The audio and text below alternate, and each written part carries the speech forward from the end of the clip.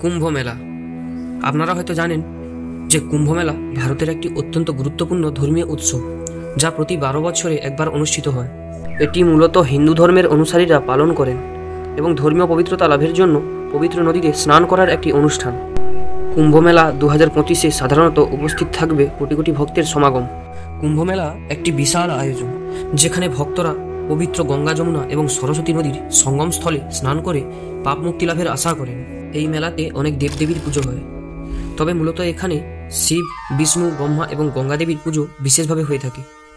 শিবের মহিমা এবং গঙ্গার পবিত্রতা এখানে বিশেষ গুরুত্ব পায়। এই মেলা মূলত 4টি পবিত্র স্থানে অনুষ্ঠিত হয়ে থাকে। এই 4টি পবিত্র স্থান হলো প্রয়াগরাজ, হরিদ্বার, উজ্জয়িনী বা নাসিকে অনুষ্ঠিত হয়। এই ব্যবধানটি জ্যোতিষ ও পৌরাণিক বিশ্বাসের গভীরে নিহিত, যা এই অসাধারণ ঘটনার গভীর তাৎপর্য যোগ করে। এই মেলা অনুষ্ঠিত হয় যখন বৃহস্পতি কুম্ভ রাশিতে প্রবেশ করে এবং সূর্য মেষ রাশিতে প্রবেশ করে। হিন্দুরা বিশ্বাস করে যে এই সময়কালে কুম্ভের স্থানগুলিতে পবিত্র নদীগুলি ঐশ্বরিক অমৃত দ্বারা অভিহিত হয়। অবাক করার বিষয় হল, মহাকুম্ভ মেলার উৎস সমুদ্র মন্থন বা সমুদ্র মন্থনের প্রাচীন হিন্দু গল্পে। পৌরাণিক কাহিনী অনুসারে অমৃত লাভের জন্য দেবতা ও অসুররা সমুদ্র মন্থন করেছিলেন।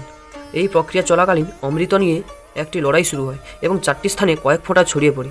সেই স্থানগুলি হলো প্রয়াগরাজ, হরিদ্বার, উজ্জয়িনী এবং নাসিক।